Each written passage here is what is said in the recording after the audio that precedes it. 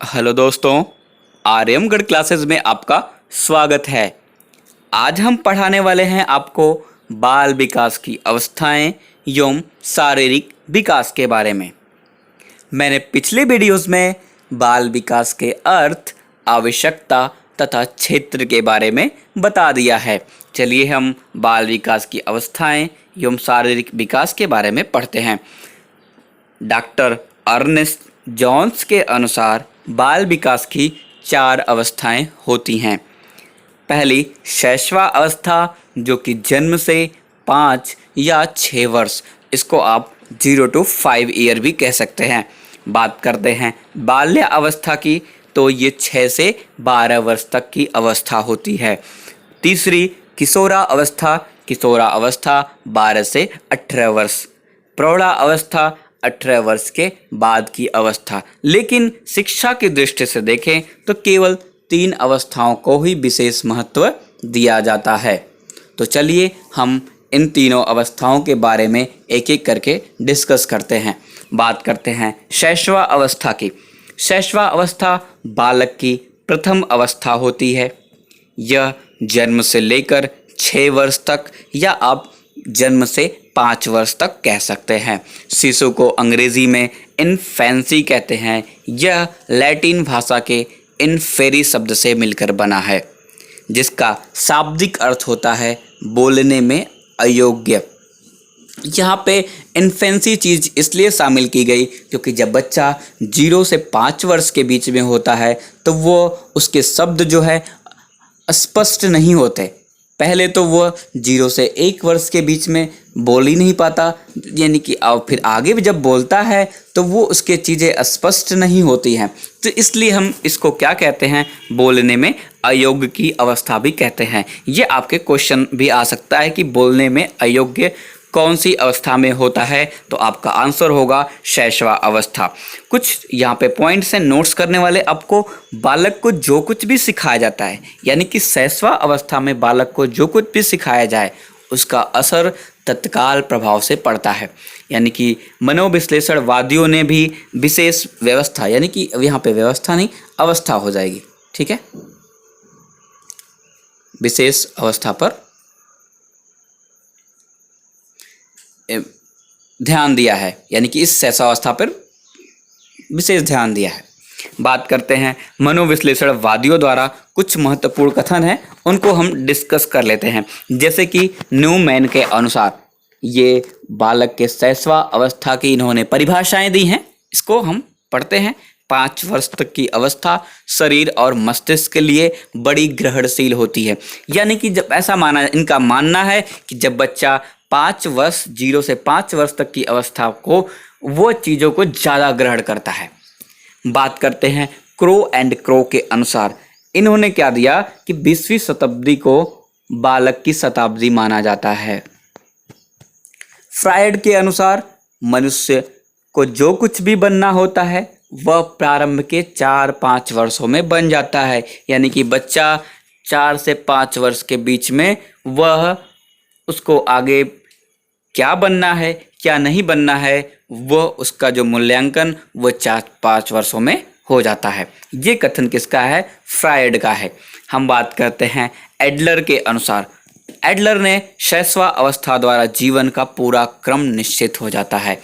इनका कहने का मतलब ये है कि जब बच्चा शैशवा अवस्था में होता है तो वह अब उसके सारा विकास, यानी कि विकास आप ये नज़र रख सकते हैं कि जो उसका मानसिक विकास होना रहता है वह 0 से 5 वर्ष के बीच में हो जाता है। तो इसलिए इन्होंने यहाँ पे ये परिभाषा दी कि जीवन का पूरा क्रम निश्चित हो जाता है कि आने वाले जीवन में बच्चा क्या करने वाला है, वह कितना प्रतिभाशील, कितना विशिष्ट बालक हो सकता है, विशिष्ट बालक या प्रतिभाशील बालक हो सकता है, वो उसका जीवन क्रम शैशवा अवस्था में ही निहित हो, यानी कि शैशवा अवस्था में ही मालूम पड़ जाता है।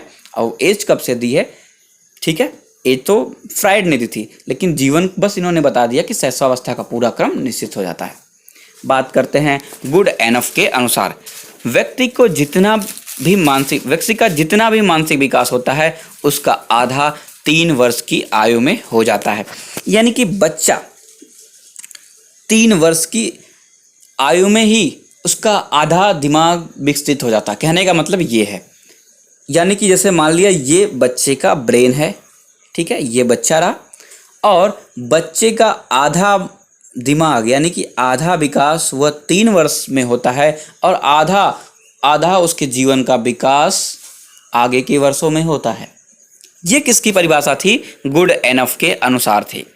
बात करते हैं शैशवा अवस्था के विकासात्मक विशेषताएं क्या क्या हैं, इसमें बालक की विशेषताएं क्या क्या हैं, इसको डिस्कस करते हैं। जैसे मानसिक विकास में तीव्रता आती है।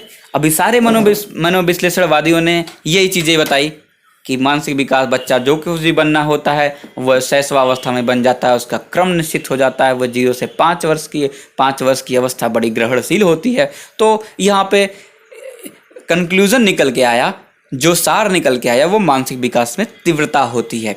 बात करते हैं शारीरिक विकास में तीव्रता। ऐसा देखा जाता है कि बालक जब 0 से 5 उम्र के बीच में होता है तो उसके शारीरिक विकास में भी तीव्रता होती है और के जीवन अवधि के अपेक्षा। बात करते हैं सीखने की प्रक्रिया में तीव्रता, ठीक है, वह चीज़ों को जल्दी सीख लेता है। जैसे उसको अगर हम कविताएं सुनाएं, देखिए बच्चा कविताओं को बिल्कुल आप जैसे बताए रहेंगे उसके अनुसार ही याद कर लेता है, यानी कि उसमें सीखने की तीव्रता भी पाई जाती है। बात करते हैं दोहराने की प्रवृत्ति पर निर्भरता। पेरेंट्स जिस लैंग्वेज में बात करते हैं या जो कुछ भी बोलते हैं उनको वो दोहराने की प्रवृत्ति रखता है, उस चीज़ों को दोहराता है। यानी कि पेरेंट्स को देखकर वह काम करना सीख लेता है, पेरेंट्स को देखकर वह बोलना सीखता है, यानी कि उसकी दोहराने की प्रवृत्ति इस अवस्था में ज़्यादा होती है।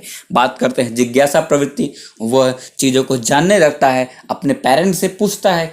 जैसे कोई वस्तु देखेगा उसके बारे में यह क्या है, ठीक है, वह जानने का प्रयास करेगा। बात करते हैं स्वप्रेम की भावना। स्वप्रेम की भावना अपने आप से प्रेम करना या अपने माता के प्रति उसके प्रेम भावना ज़्यादा होती है। बात करते हैं काम प्रवृत्ति। काम प्रवृत्ति तो इस अवस्था में प्रबल तो होती है, लेकिन वह कैसी होती है? सुप्त अवस्था में होती है, ठीक है। बात करते हैं शैशवा अवस्था में शिक्षा का स्रोत क्या क्या है। जैसे कि बात करें बैलेंटाइन के अनुसार शैशवा अवस्था सीखने का आदर्श काल है। शैशवा अवस्था में बालक के शारीरिक व मानसिक विकास के आधार पर ही उसे शिक्षा प्रदान करनी चाहिए। अतः बालक की शिक्षा प्रदान करते समय निम्नलिखित बातों पर ध्यान रखना चाहिए। यहाँ पे कहने का मतलब ये था, अगर बच्चे का मानसिक विकास और शारीरिक विकास बेहतर है तो उसी के अनुरूप उसे शिक्षा दें। अगर उसका शारीरिक और मानसिक विकास अच्छा नहीं होगा तो बच्चा शिक्षा को ग्रहण नहीं कर सकता, ठीक है। तो आप अपने क्राइटेरिया बना लेते हैं पेरेंट्स कि अगर बच्चे का शारीरिक विकास अगर बेहतर है तो उसको उच्च शिक्षा दें, उसके अनुरूप शिक्षा दें। तो इसमें हम देखते हैं कैसे कैसे इसके स्रोत क्या क्या हो सकते हैं। जैसे कि अगर बच्चे का पालन पोषण अच्छा होता है तो बच्चे का शारीरिक विकास और मानसिक विकास दोनों ही अच्छे तरीके से होता है। अच्छी आदतों का निर्माण, अगर पेरेंट्स अपने बच्चों को अच्छी आदतों का निर्माण करवाते हैं फिर तो भी शारीरिक और मानसिक विकास अच्छे तरीके से होता है। करके सीखने पर अधिक महत्व देना। बच्चे को पहले यानी कि जैसे हम बात करते हैं कलर भरना या कोई चीज़ों को अक्षरों को लिखना, तो पहले वो करके उस चीज़ों को उसको करने दें, फिर उसके बाद वो सीखे, तो ये शिक्षा के स्रोत में काफ़ी बेहतर है, ठीक है। बात करते हैं जिज्ञासा। जिज्ञासा इस समय प्रबल होती है तो उसके पेरेंट्स उसकी जिज्ञासा को पूरा कर सकते हैं। स्नेह की भावना, वह अपने पेरेंट्स से स्नेह, अगर उसके पेरेंट्स के प्रति अगर उसके पेरेंट्स जो है अपने बच्चे के प्रति प्रेम भावना या स्नेह अच्छे तरीके से लगाव रखते हैं तो भी बालक का शारीरिक और मानसिक विकास अच्छा होता है।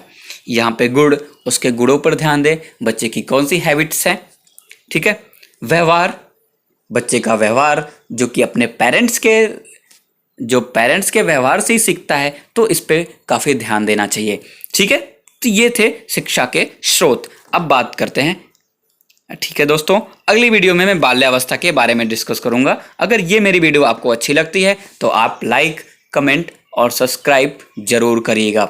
देखिए, मैंने ये शैशवावस्था, बालक की अवस्था या शारीरिक विकास के बारे में जो मैंने 3 स्टेज बताई है, मैं एक बार रिवीजन कर देता हूँ। अर्नेस्ट जोन्स के अनुसार अर्नेस्ट जोन्स ने 3 अवस्थाएं बताई थी: शैशवा, बाल्या, किशोरा अवस्था। शैशवा अवस्था 0 से 5 वर्ष की अवस्था, मैंने शैशवा अवस्था को यहाँ पे डिस्कस कर दिया है। ठीक है दोस्तों, और मैं बाल्यावस्था और किशोरावस्था दूसरी वीडियो में डिस्कस कर दूंगा, क्योंकि ये वीडियो बड़ी हो जाएगी तो आपको अच्छा फील नहीं होगा, तो अच्छा फील भी होना चाहिए। जय हिंद दोस्तों।